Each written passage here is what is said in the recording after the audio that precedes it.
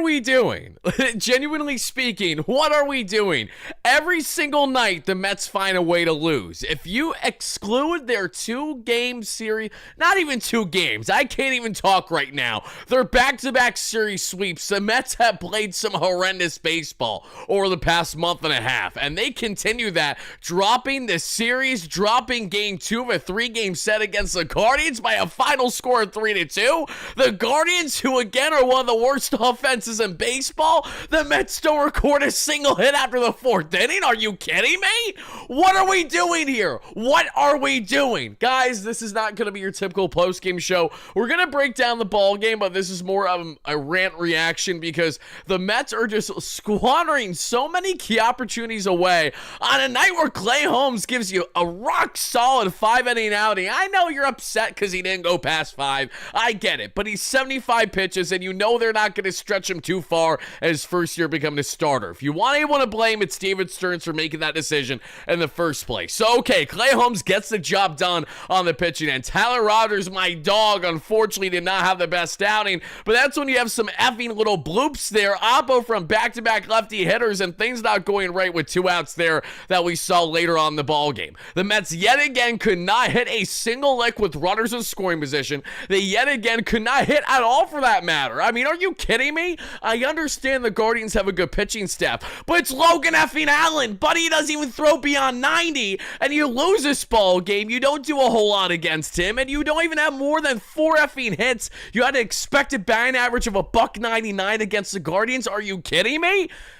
And we're at home to make it so much worse. Usually, at least there has been a trend this year to a degree, where when the Mets are not playing great baseball, it's been more so on the road than it has been at home. But no, just lousy outings after lousy outings. This team, oh my goodness gracious, in a snap of a finger, a literal snap of a finger, this New York Mets club finds themselves already 2.5 games out there of first for the Philadelphia Phillies, and they're in the NL East. I understand there's a lot of baseball to be had. It's not the end of the world at the time of us talking right now, but at the same time, how can you not be frustrated as a Mets fan? Because in the same night that Clay Holmes gives you a solid outing, it's the same exact night where you are not getting anything on the consistency basis whatsoever from your offense. You had a couple opportunities, and when you had them, you did nothing with them. And folks, you know how much I love and appreciate Juan Soto. There's no denying that. But at the same time, you also know that as much as I love Soto,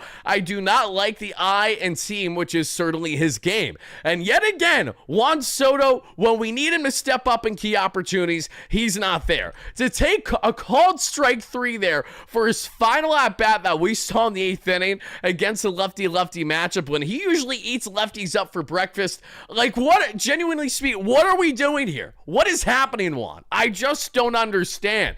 Then when we take a look at this entire construction of this line, everybody, who did not start today against the lefty, who, mind you, has around an 880 OPS and batting north of 300 against lefties this year? Oh, yes, Cedric Mullins. But no, we're going to go righty heavy today because that makes most sense according to Carlos Mendoza, David Stearns, or whoever the hell you want to talk about. So the Mets do not have Cedric Mullins, the man that they purposely traded for to basically give them daily reps to not be in a favorable matchup when he was 1 for 2 entering this game against Logan Allen. For context, Tyrone Taylor was not a liability on offense all that much today, and he deserves credit for that. But still, how do you not put a Cedric Mullins in this lineup in some form or fashion? I would have said if you really want Tyrone Taylor in there, then okay, then put Mullins at DH. His bat needed to be in the lineup today. Otherwise, why did you go out your way to trade for him in the first place? You specifically brought him in to handle more of these lefty matchups versus against right-handers. It makes no sense whatsoever not have a key bat like him in this ball game.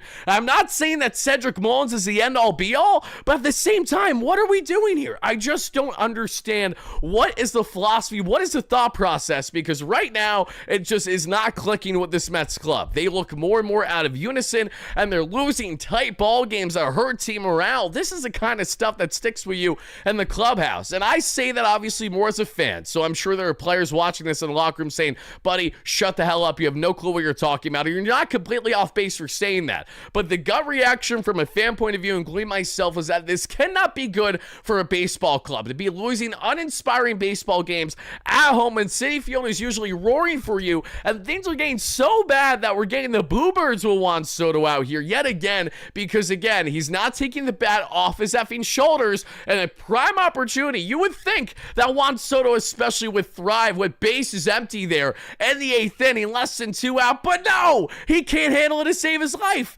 Again, a lot of frustration today, everybody, so please do not hold back from sharing your frustration in the live show right now. We're going to break down the ball game in a rapid fire fashion here shortly. We're going to get into the key takeaways. Was there anything positive today? There were some positives on the pitching end for sure. It was headlined by the Southpaws and Soto there, not Juan, but this time Gregory, as well as Brooks Raley. Billy with the $2 holla. Who makes up the daily line? Mendy or Stearns? I'd imagine it's a combination of the two, but I really don't know exactly to what degree. It may vary. It really may vary. And I don't want to sit here and give you guys an answer that isn't completely accurate. So what I do know from what I've heard throughout the industry is that usually these things are sometimes this heavy manager with no implementation there by or influenced by the front office. I'd imagine that's mainly Mendy's decisions, but there's probably at least a little influence there by David Stearns to say, hey, this would make more sense to go down in this direction, but maybe that isn't the end all be all either. Again, your guess is as good as mine when it comes to that, but thank you so much again for the donation. We got Casey with the $10 holla.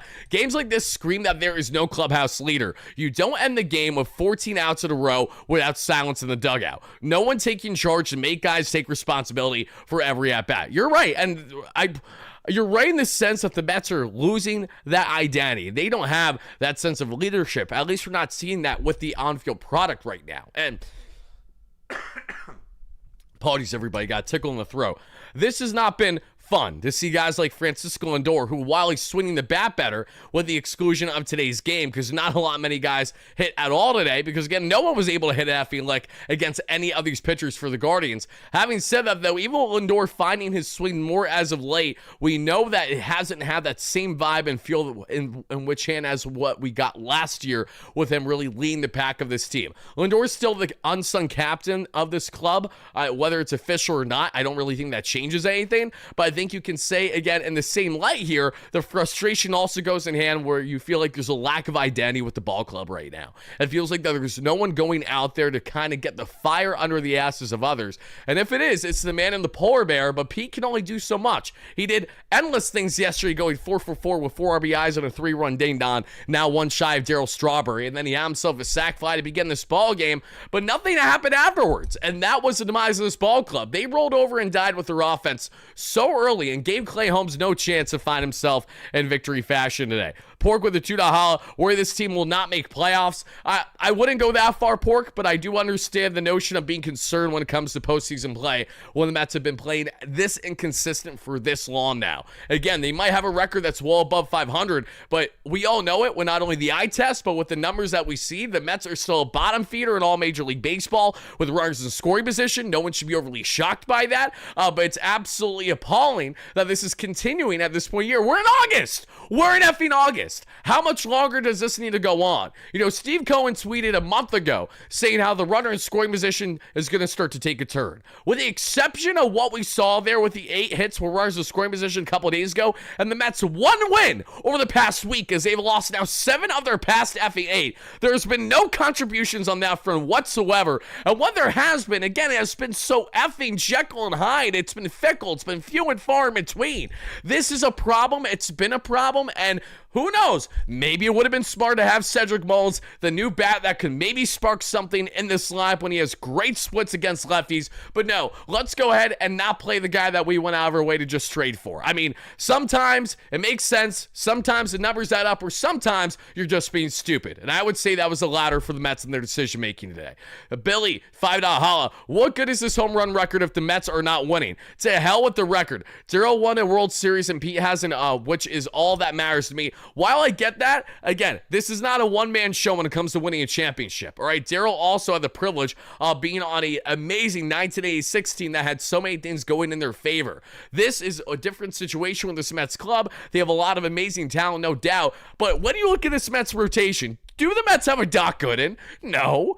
So don't sit here and act like they do. Do not compare the two teams and your evaluation as a fan, because it's not going to get you far. We have to evaluate the Mets for what they are now and for what today's game of baseball is, not for what it was back in the 80s, because those are two very they're very different things, to say the least. But Billy, thank you for the donation. I appreciate that. Let's go up here again. We got roughly 500 people watching live at a replay. Thank you guys so much for hitting that like and subscribe on your way, and it's greatly appreciated. I understand that I get hot-headed here, and I understand that you probably are not going to agree with every single take that I have, and that's fine. I'm not trying to win over every single one of you, but I'm just trying to be blunt and honest as a Mets fan that evaluates them on a nightly basis, and as they ride high, we ride high as Mets fans. And when they're not riding high, when they're going down low, oh my God, are we crashing along with them? And I think that's currently what we find ourselves in, because this is not just the Mets losing 7 of their past 8 games. This is a Mets team that has collectively looked bad for all the summer at this point. Name me an extended stretch this summer on which you have been overly confident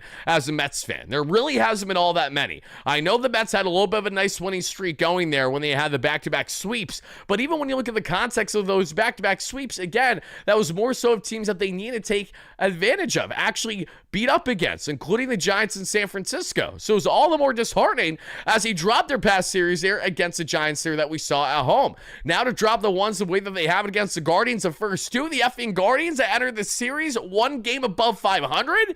It's disgusting. So, of course, we're going to call it out. And, of course, we're going to tell you how this is not just what's been happening over the past week, but rather what's been happening over the past 2+ months between the inconsistencies with the pitching after Senga goes down, McGill goes down, Canning goes down, Manaea goes down, Yamada goes down, and everyone in between, and not considering at least to Noah McClain that I will continue to beat that effing drum until it happens. He had himself another scroll outing today. Jonathan dominated as well. Step right up and meet the Mets with the top pitching prospects that they don't want to use yet. Then we get into the offense, and the offense, oh, have we been calling out this offense? We have been calling out this offense since the start of the season. Even when Alonso was on his heater the way that he was, even when Lindor was looking good, what was the commonality that I told you guys on our post-game show? It was the following, that even though the Mets have their winning ways, don't lose sight of the context of it. We don't have to worry about the offensive woes now because the pitching is backing them up. The pitching far exceeded expectations.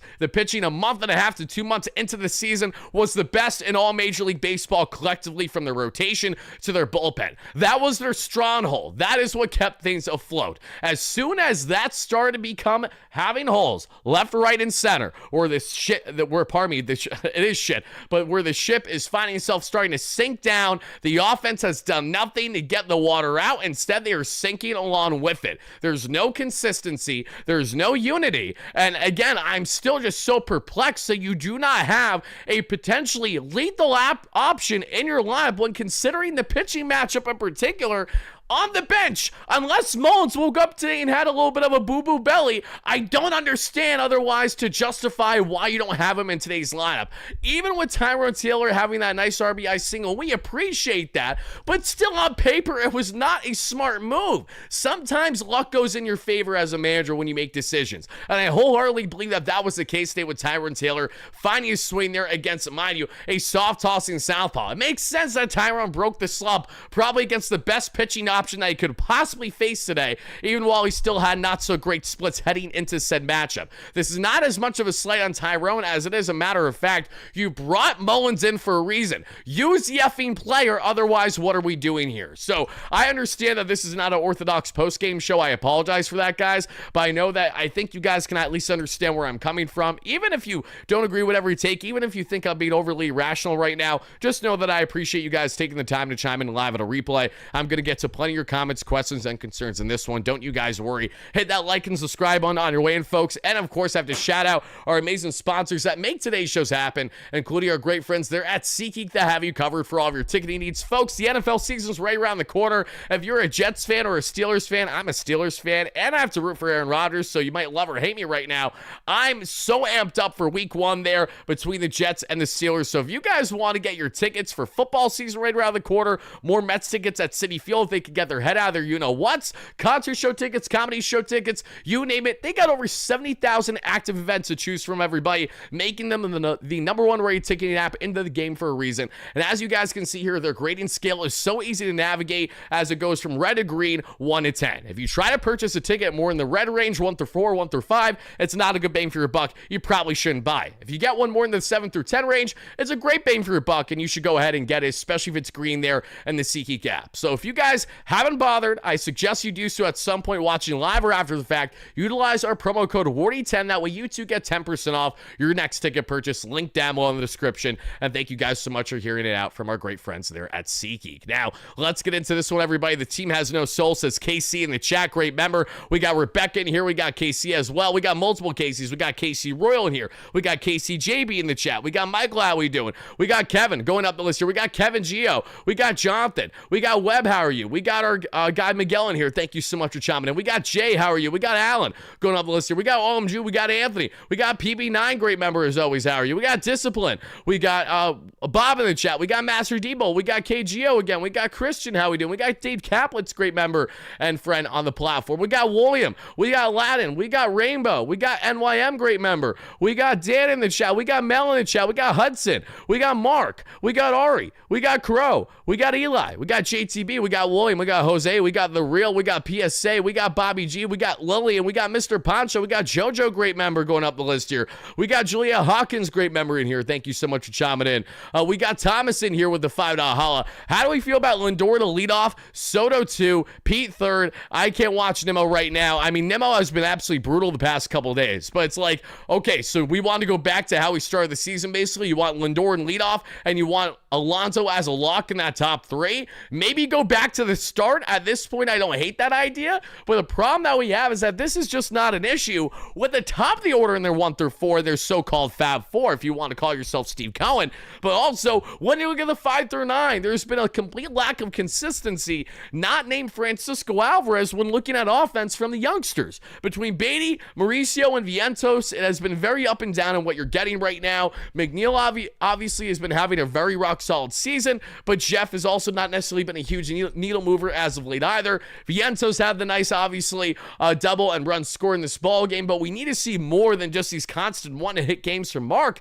Again, the hit streaks are awesome, Mark, and he's hopefully going to start a long one again after snapping his previous one yesterday. But the commonality in these hit streaks for Mark is that he's pretty much only getting one hit every single game. Let's pick it up a little. Let's get ourselves some 2 for 4 games, maybe even some 3 for 4 games. The way that you dominated games single-handedly last year, Mark, is what we need right now, because not getting that kind of production from you is really hurting this club. The same way that Ronnie Mauricio is obviously getting limited opportunity in the lineup, and we know he can take over when he's at his best. Today, I understood not getting the start initially because he's better lefty batter against right-hand pitching than a right-hand batter against left-hand pitching, but still, Ronnie's the guy that I hope to see back in the Mets lineup and soon, especially with Vientos at third base today and have himself a bobble there that we saw at third. There's been every single game that's happened with Mark in the hot corner, and I don't even fault him as much as I do the Mets coaching staff for thinking it's a smart idea to constantly put Vientos out there after him not playing at third base for, say, 2, 3, 4 days. It just doesn't make sense. You can't expect a player like him, who's been a net negative from the start defensively, to miraculously get better when he was on record heading into the trade deadline saying how difficult it is to be a part-time player and to work on those respective games. It's not surprising to hear that. That's why, again, you might be frustrated with him to a degree, but what are we doing here? Vientos is pretty much a DH through and through, and on a night that you try to prioritize having a heavy lineup there against a soft-tossing southpaw, this effing team couldn't get a hit beyond the 4th inning. So enough what feels like the numbers will tell you are best, with the exception of Cedric Mullins needing to be in this ball game, and get your act together, everybody. So let's now take a look real quick. I'm not only going to show you a bit on the pitching, we're going to show you a bit on the hitting. We're going to rapid fire break down this ball game, get your comments, questions, and concerns. We got BR Mets. Thank you so much for chiming in. Previous giveaway winner. I think we're in trouble. Yeah, I'm not loving this right now. I got to be honest with you. And guys, regardless on how good or bad these Mets are heading into tomorrow,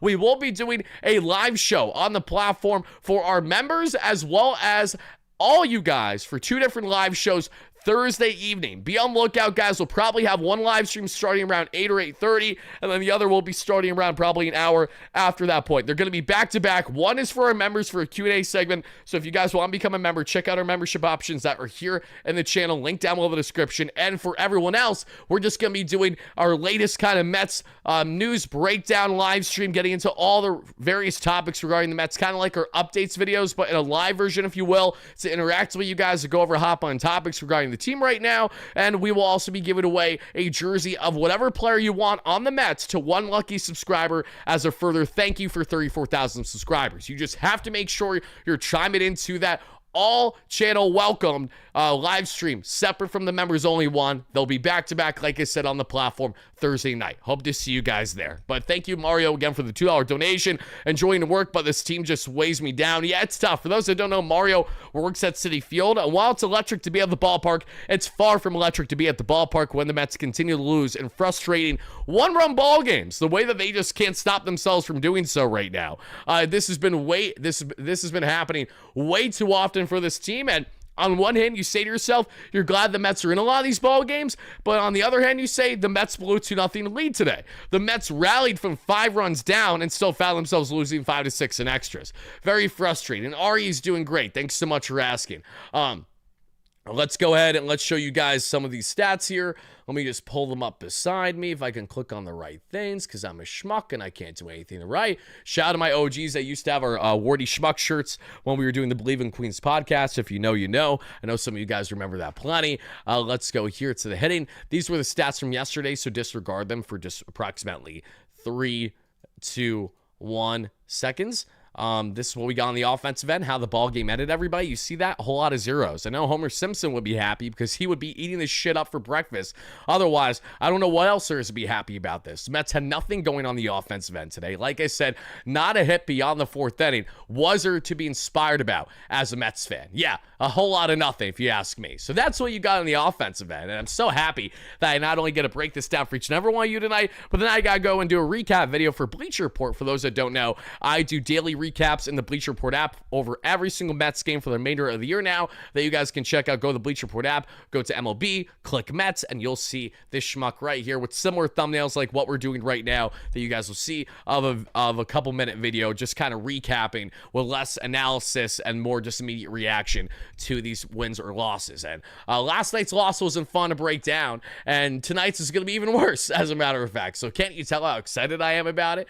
I'm shout out to my great friends at Bleacher Report, though. Very happy to be doing more work with them on the Mets side of things, because I was doing a lot of MLB-wide topics for them this year, and now we're going to be mixing things up a little bit more, which I'm happy about. As you guys can see, though, on the pitching end, that was from yesterday, and this is from today. So Clay Holmes goes 5 innings of 3 hit, 2 earned run baseball, 1 walk, 6 strikeouts, a 3.46 ERA. He started the day with a 3.45 ERA. But again, another Clay Holmes outing. He was cruising early. He dominated in the first 2 to 3 innings of this ball game, but then obviously can't get out of his own mess, and naturally, even though it's 2 earned runs, they pull him after 75 pitches because it's Clay Holmes in his first year being stretched back as a starter. Then we have Gregory Soto. Gregory Soto here, he was nails. He got the job done. Tyler Rogers, while he didn't have his best outing, he also had some very unfortunate luck that I'll expand on when we break down the ball game in a second, everybody. And again, guys, hit that like and subscribe on if you're joining our breakdown for our latest Mets breakdown,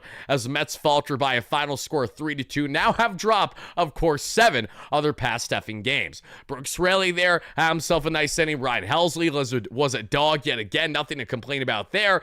But as we get back to the main screen, let's go ahead. Let's break down this shit show, shall we? Let's do it together, class. I can tell you're just as excited about it as I am.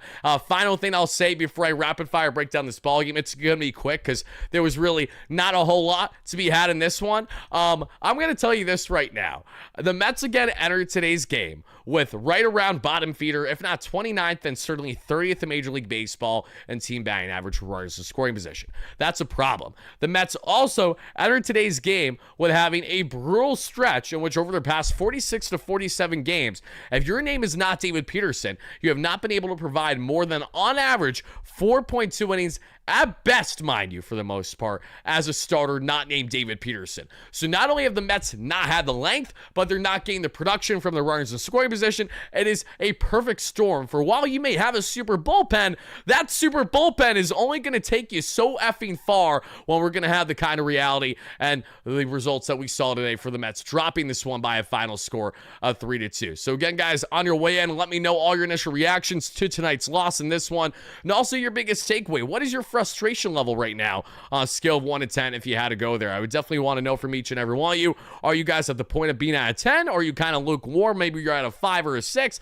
Maybe you're really low and you know that this Mets team is far from obviously not playing their best baseball, but you know things are going to get better. Whatever your thoughts are, please make sure to let me know in the chat. Thank you guys kindly for doing exactly that. Now, guys, as we continue on, let's break down this ball game and let's get into specifically here what is happening with this Mets club and what we have as of now. Because not only did the Mets blow this lead, that made it so much worse. I mean, it's one thing to lose a ball game, it's another to blow a lead. And sadly, the Mets found themselves in the blow a lead category. Now, as we continue on in this one, we have to get into the fact that no hits after 4 innings.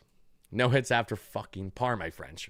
I have not been slipping up with the F-bombs nearly that as much this year. I've been trying to be better, as you know, Father Wardy, but it's going to happen every now and then, so I apologize, kiddos.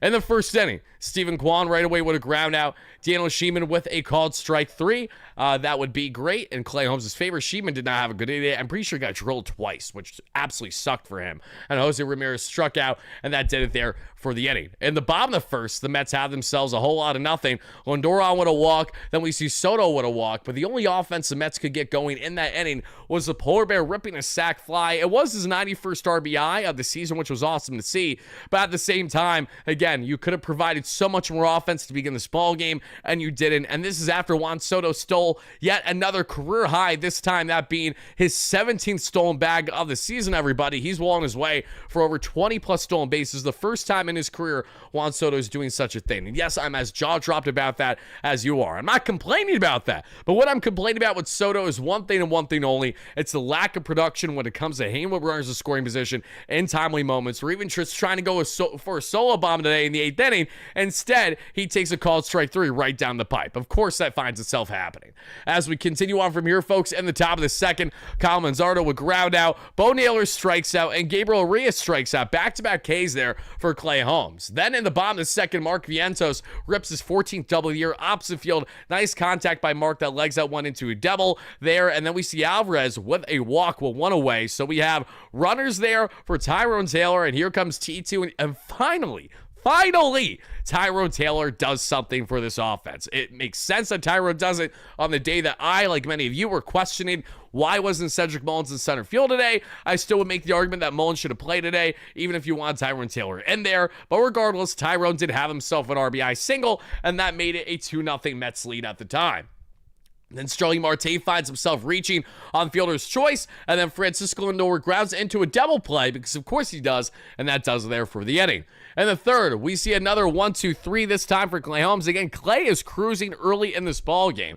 Then in the bottom of the third, Juan Soto strikes out. Alonso gets on with a single, and then Vientos strikes out to end the inning. At the top of the fourth, Stephen Kwan with a leadoff single. Daniel Sheeman with a walk. Then we see Jose Ramirez grounds it to a force out, and then Kyle Manzardo makes it a 1-run ball game as he rips one there off of Clay Holmes. Bo Naylor would ground out, and Gabriel Arias, who torched the Mets a day ago, goes ahead and does it again, this time with an RBI single that ties the ball game for Cleveland. Arias continues to be a thorn in this Mets side in the series thus far, as we then head to the bottom of the fourth, tied ball game 2-2. McNeil with a leadoff single, but then Alvarez and Tyrone strike out back-to-back, and nothing from Marte gets us set for in the fifth. And the fifth there, Clay Holmes has his final inning of the ball game. Again, Clay Holmes did not have a bad outing at all today. He unfortunately just didn't have one great inning, and this Mets offense had nothing to show for it whatsoever to try to back him up. CJ grounds out, Rocchio strikes out, and Kwan with a ground out. That does it, everybody, for Clay Holmes' final line.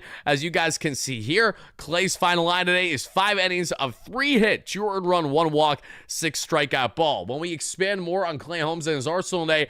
What was he doing pitching-wise with said Arsenal? It was as follows. We had Clay with the sinker at 61% of the time, threw that bad boy a lot, topped out 96, sat right around 94. The changeup at 16% of the Arsenal, topped out 89 and sat right around 88. Then we saw the sweeper at 84% of the Arsenal, topped out again, got this all wrong. Changeup was at 16% of the Arsenal. Sweeper was at 9% of the Arsenal. Topped out 84, sat right around 82. The slider we saw 8% of the Arsenal, topped out right around 87 and sat 85. And the cutter at 5% of the Arsenal, topped out 91 and sat right around 86. So that is what you got there. And Clay Holmes, and 89 rather. I apologize for that mishap. I'm going to go with Clay Holmes, even though we couldn't get the length from him. That really isn't all his fault when he was pulled after 75 pitches. I'm going to give Clay today a rock solid 7 out of 10. I didn't think that he was the problem at all. He didn't walk guys much. He had a lot more swing and miss in his favor. This was actually one of the better outings that we have seen from Clay Holmes in a hot minute now, I would argue. Probably the best outing we've had from him, at least over the past month. But the same thing is happening yet again when we look at Clay Holmes. You're not getting the length. Whether it's his doing or the Mets doing, it's still happening. And this is further proof as to why the Mets need a piggyback option, i.e. a Noah McLean or a Brennan Sproat at minimum.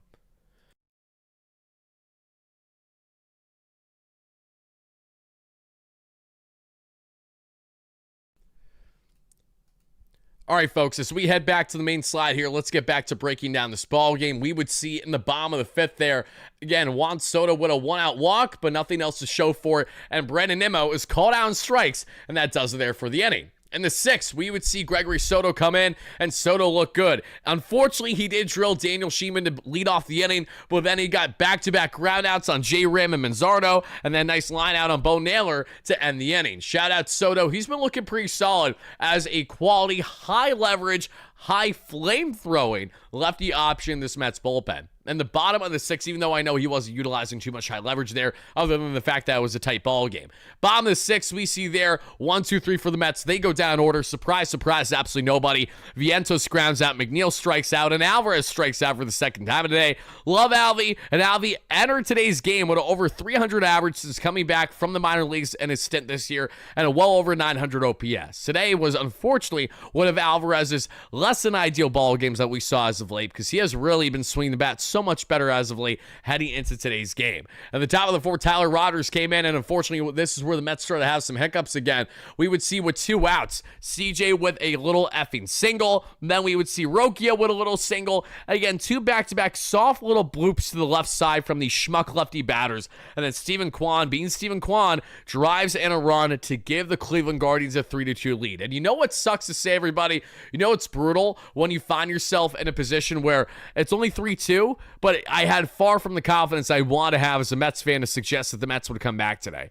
And I think that had so much more to do with the fact that they themselves blew the lead. When you blow the lead, when you blow those opportunities, it's really hard to buy in for a club that's lost most games over the past week of baseball to just miraculously find themselves back in the win column. You know, I did not expect that too much, and unfortunately that held true because, again, they did not get an effing hit after the fourth inning. The Mets go down in order in the seventh. Then in the eighth, we would see Carlos Santana go down. Then we see David Fry and Gabriel Reyes go down, and this comes after Brooks Raley came in, who got the job done after Rogers didn't have the most ideal past inning. But again, how much fault are you going to put Rogers there? Just unfortunate when the Mets could not get a single hit for that man today. In the bottom of the eighth, we see the Mets go down because, again, Juan Soto called strike 3 right down the pipe. Jacob Junis then comes in after the lefty-lefty matchup to Soto, and Alonso softly grounds out, not a less than ideal at bat, and WardyNYM flies out. In the ninth, Ryan Helsley looked gorgeous yet again. Helsley has been so unfortunate to be in multiple outings where he's flamethrown. He's looking good,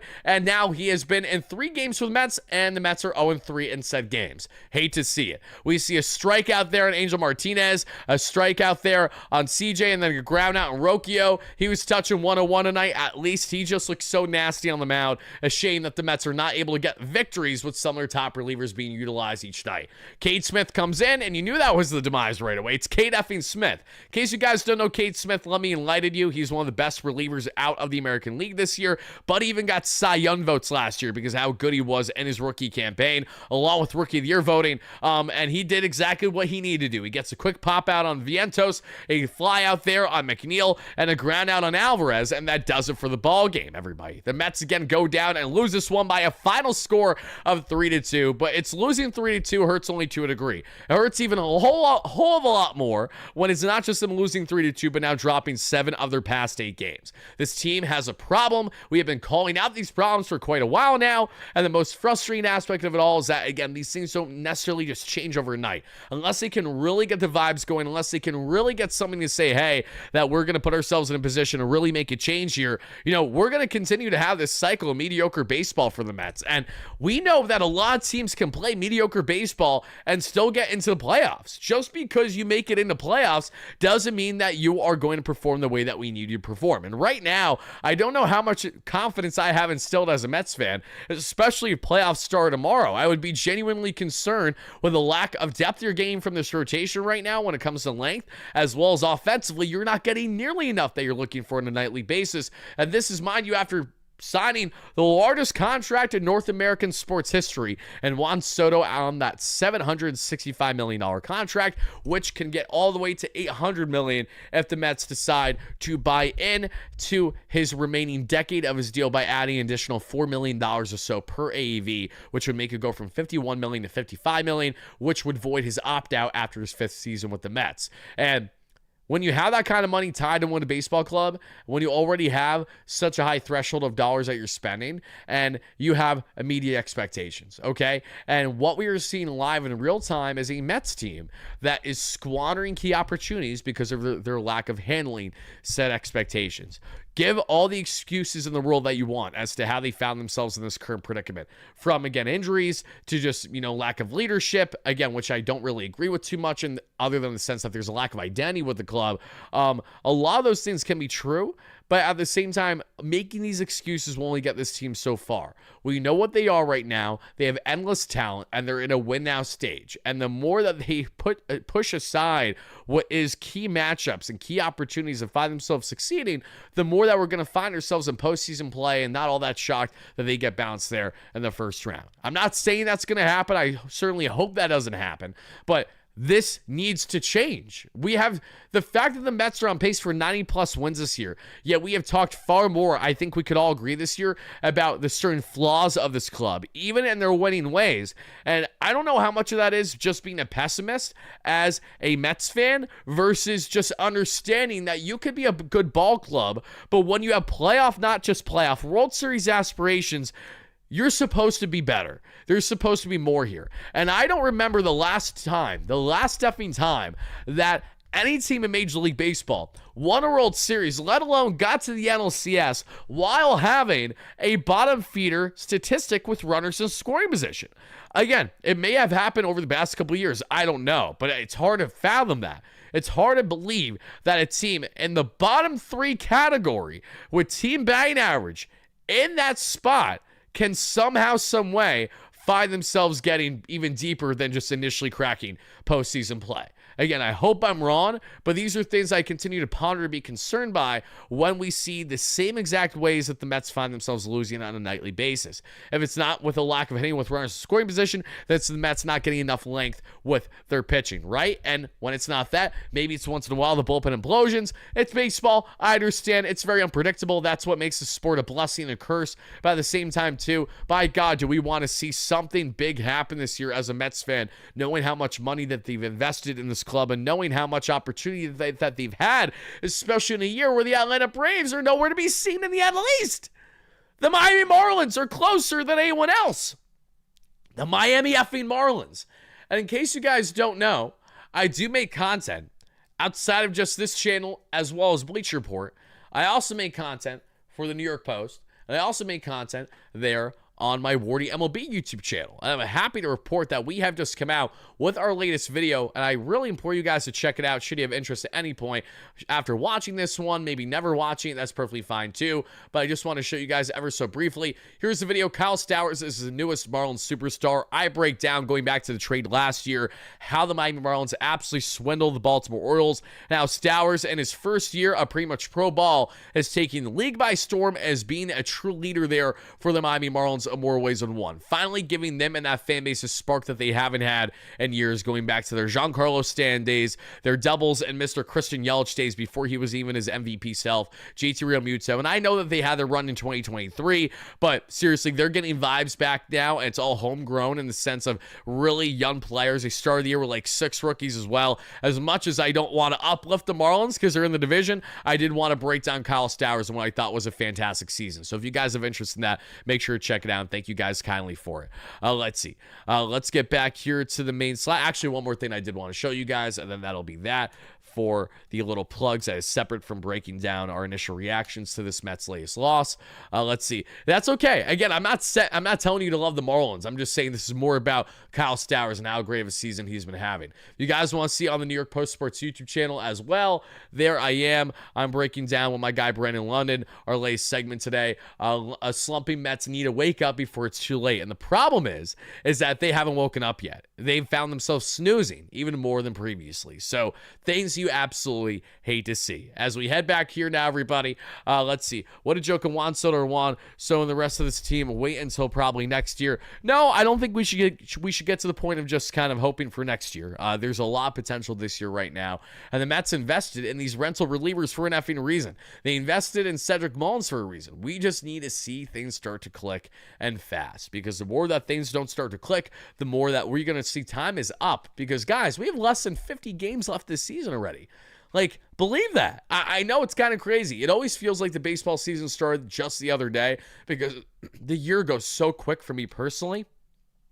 But my God, it's frustrating.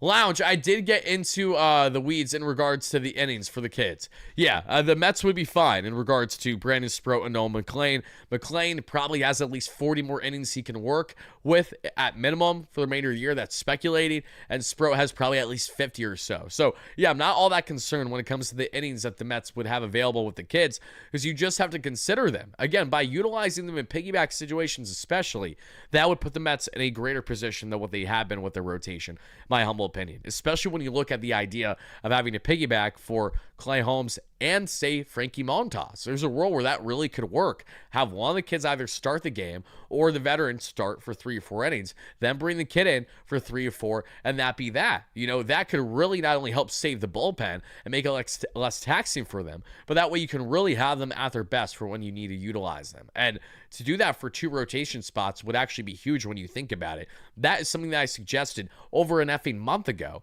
that Will Salmon of The Athletic agreed with me on, how it isn't a bad idea. You know, we'll see if the Mets actually go ahead and do it now. But they have 2 starters that don't give you the confidence nor the link to say that we shouldn't at least consider this. So I think that there's a world where that works, especially if you're at all concerned about, oh, the kids can pitch so many innings. I know that we don't really know a hard, firm answer on that, but what we do know is that the Mets need to consider one of the kids now. And we're all fed up. I'm not saying they're going to be saving graces. They might be batting practice for all we know, but there needs to be something to be had there. This team needs a spark. They need something to get a jolt. Otherwise, they're going to find themselves with a greater problem that they currently have presented their way. Then you look at the offense. And the offense, you know, Carson Bench is dominating. He's hitting north of 400 in Double-A, but the Mets are not going to rush the kid up. Jet Williams hasn't even hit Triple-A Syracuse yet, so the idea that the Mets would consider someone like Jet is hard to believe at this point in time as well, especially when you look at there is really no immediate fit for him on the roster. The Mets have to roll with the punches of what they got for the most part right now, and they need key production from not only their youth movement outside of Alvarez and Mauricio, Beatty, Vientos. Beatty has not played good baseball over the past north of 2 months now. That's been a problem. That's kind of been swept under the rug because his defenses look good. But then you look and you see he's had 5-6 errors over that span. And you're like, has it really been that good? Yeah, leaves a bit to be desired. So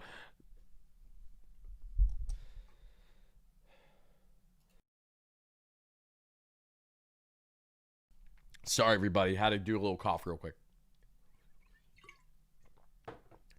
as you guys can see, I'm frustrated, like each and every one of you. And we can also call out and go through the numbers and saying what they're doing wrong, but understanding what they're doing wrong doesn't change the fact of what they need to do right.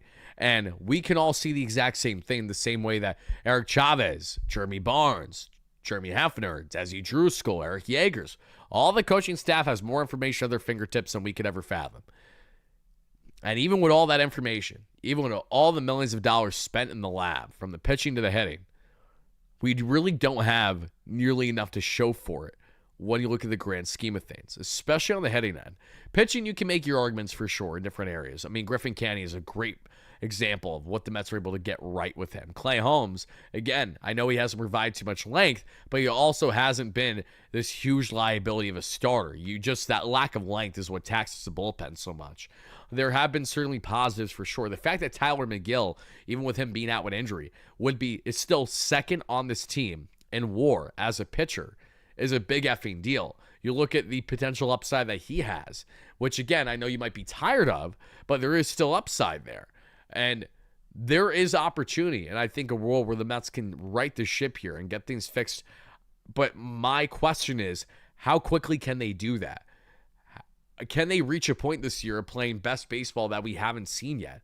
I don't know if they can, because even when they played their best baseball this year, their best baseball was not performing well with runners in scoring position. Having a Juan Soto that was not performing all that well at the time, or at least it was more me, myself, and I for him, and a pitching staff that far exceeded expectations. So those things concern me, because that's the best we've gone this year. How much better are we going to get from them? Are we going to see something that we haven't seen this season with less than 50 games left? You be the judge of that. You guys answer that question for me, because I want to answer some of you guys in the live chat right now.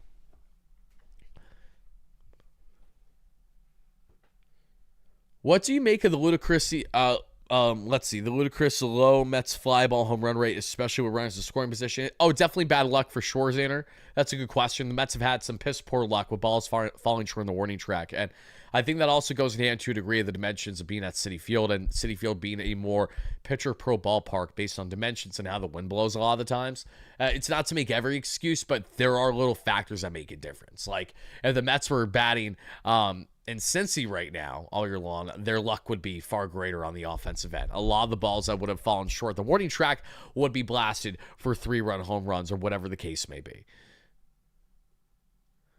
Carson Bench isn't hitting 400. Correct, Maddie. That's why if you listen closely and you didn't, that's fine. That's why I'm going to remind you here. I said he is batting north of 400. I did not say 400 on the dot, because I know that is inaccurate. He was batting 370 last time I checked a day ago. He might be batting slightly below or slightly above. You can go ahead and actually find out for me if you'd like. Okay. I'm calling out the lousy manager. The coach is a hitter. Okay. We're just all over the place here, Bruno. I can see that in the chat right now. Revo with a $2 holla. Thank you so much, my friend. Mullins is a veteran. Let him play. Again, it's almost like you traded for Cedric Mullins for a reason, yet apparently the Mets found the reasons not to utilize him today. Again, your guess is as good as mine as to why they went ahead with that move, but that's about that. But guys, we're going to continue on the live show for another 10 minutes or so, because I want to answer your comments, questions, and concerns. To everyone watching on replay, this is where I'm going to cut things off, however. So again, please let us know your biggest takeaway. All right, Maddie, now you're just talking nonsense. Why? You looked at the stats wrong. Look at the batting average for specifically in AA. I'm not talking about his collective season as a whole. I'm talking about what he's doing in solely AA. In AA, he has right around a 370 average and a north of 1,100 OPS, if not above that. Everybody that watched the replay, let us know your key takeaways and thoughts. The Mets now dropping 7 other past 8 games. Let me know your frustration level on a scale of 1 to 10 as well in the comments down below. And what do you think can get right for this Mets team before this thing potentially gets far worse than what it currently is? To everyone watching live, again, thank you so much. Let's continue on with the show. To everyone watching replay, this is where we're cutting things off.